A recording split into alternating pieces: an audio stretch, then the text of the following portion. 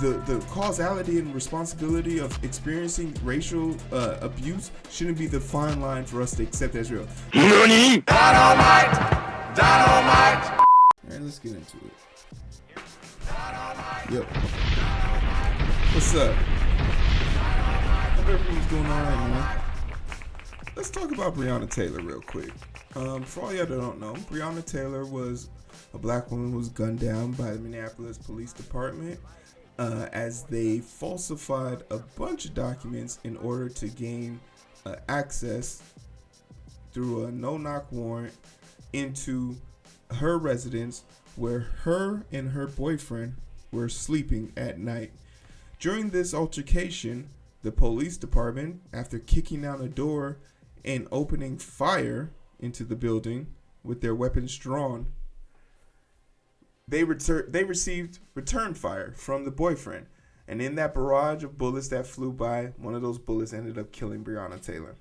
And now for the longest, this story never received the right justice because the police department in the city claimed, I'm saying Minneapolis, but I think I might be wrong. I literally am just putting that on them because of George Floyd. But fuck them all. Because the police department found that there was no wrongdoing in the situation. And the reason why they had no wrongdoing is because their qualified immunity. And their qualified immunity came from the fact that they had an affidavit with the search warrant to go into that house for drugs. The big lie that has now finally come out is that the federal, the DOJ, the Department of Justice, has concluded in their investigation that they have enough information to actually go out and arrest the 4 officers involved in the affidavit and the shooting of Breonna Taylor. And this is fucking great. Clap it up. Fuck them. Yeah. I sat here 2 weeks ago back in the day when I had a partner helping me do this show, and was here defending. To hear somebody defending the police's action as bad training, or maybe her name was on the thing. We found out her name wasn't on the affidavit. In fact, she wasn't even listed as a victim on the police report. She wasn't even listed as a victim. She was the only person shot and killed, and she wasn't called a victim. And there was so many people that came out and said the most unabated things about it, but the ultimate truth that we now know to be sure, and we were always sure about, was that the police had no business being there because they were looking for Breonna Taylor's ex-boyfriend, who no longer and never received mail at that residence. The mail master confirmed that for us. She wasn't on a search warrant, and this story that broke is telling us that the officers forged that affidavits to get that warrant. So they would have never been there if they had gone through the proper chain of commands. If they had followed the rules, an innocent person would have had to die. But we still got these tap dancing coons out in this world. So we're going to talk about at least one of these coons, right? Let's talk about this dude real quick. Let's just hear his video, but we'll come back to what's so interesting about him. Breonna Taylor is not innocent, and here's the truth. Breonna Taylor handled the financial side of Jamarcus Glover's drug operation, as evidenced by this call between Jamarcus Glover and his baby mama. And remember that no-knock warrant? Well, the police still decided to introduce themselves. And Breonna Taylor's boyfriend fired at the police first, striking an officer in the leg, in which the officers returned fire and ended up striking Breonna Taylor. And the reason the police didn't find any drugs is because it turned into a homicide investigation because of Breonna Taylor. But Breonna Taylor would still be alive if her boyfriend did not shoot at the police, and all of her friends seem to agree as well. And according to his call, even Jamarcus Glover agrees. And in this conversation to Dominique Crenshaw, Lee agrees that he shot at the door and he got her killed.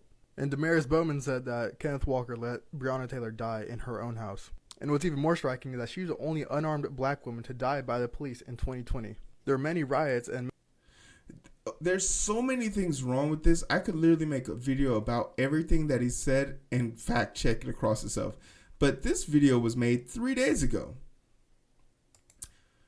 An accredited news department 4 days ago. So that means the information about this was out before his video was. And if he did any basic form of research, he would have known that. He looks so dumb. But on top of that, before we go back into it, this person is very strange. And the people like him are weird to me because they seem to have this unapologetic self-hatred for themselves that spans generations. And you can tell that this hatred of himself is aging him. Look at the wrinkles under his eyes. Something's wrong. And I'm only using that as an example because we have this video of a younger version of him.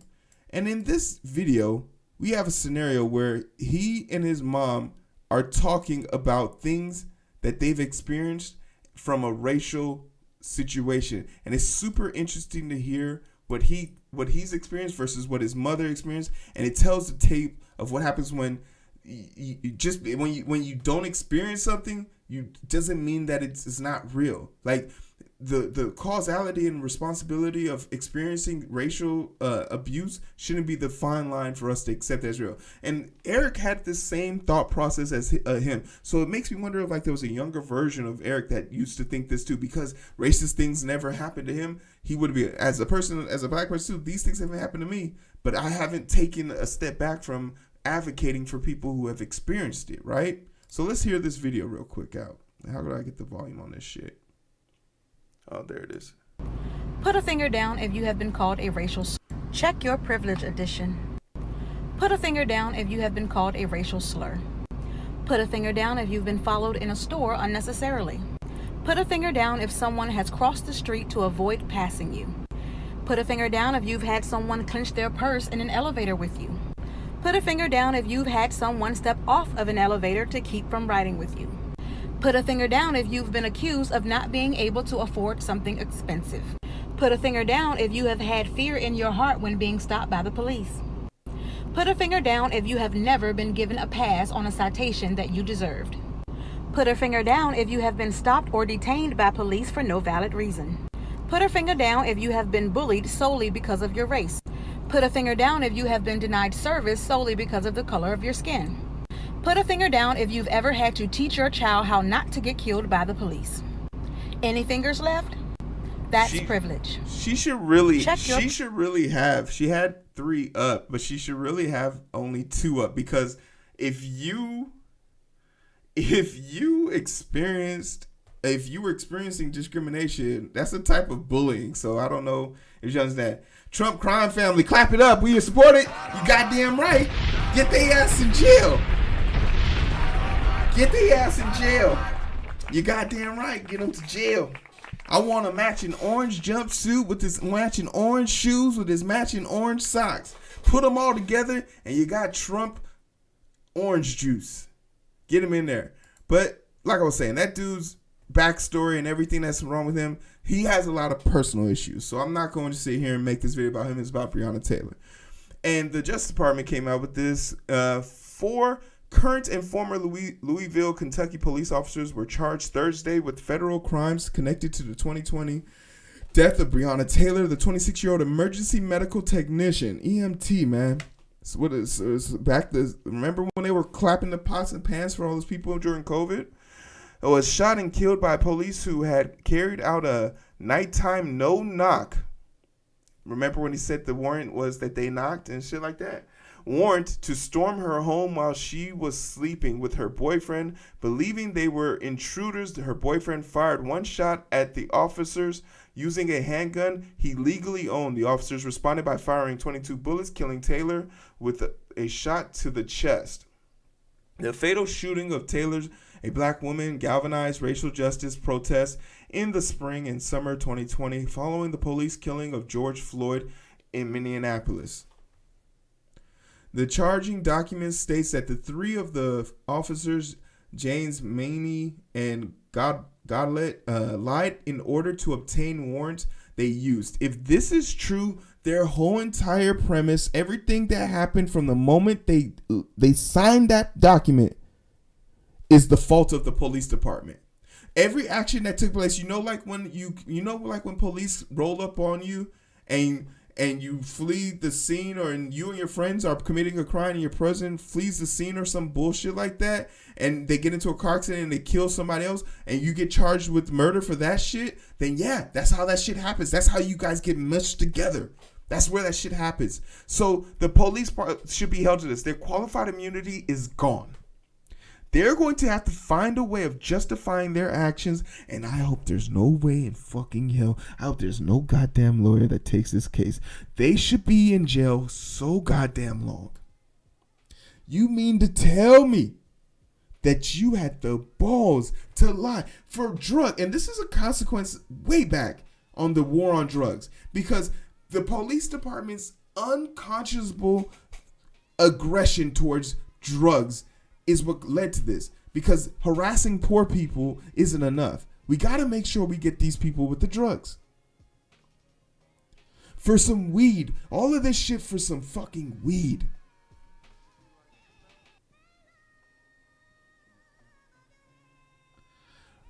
You're absolutely right. All the Trump stuff is made out there in China. You already know. I like this person. I hope you subscribe. I would love to see you back.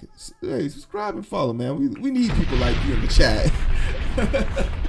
We love it. Clap it up. Thanks for joining the chat. But there needs to be some recourse. There needs to be action. And we're finally getting the justice. So it's just, once again, we have the facts. We know that these people were wrong. And the FBI and the Department of Justice wouldn't have approached this if they couldn't back it up. So this person right here and his fandom, his insatiable urge to be a pick-me, to be a token, to be loved by the other, that's for something for him to deal out. But for the meantime and in between time, we got to stay focused, my brothers. We got to make sure we go get some justice for Breonna Taylor, and we going to get that shit. Clap it. They're going to pay.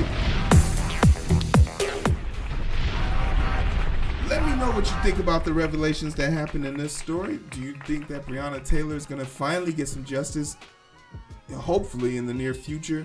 Furthermore, what is your stance on people who make these robust statements about black people being the cause of their own racial injustice? Like, it's just super weird to me. It's cringy. And if you have anything polite to say about it,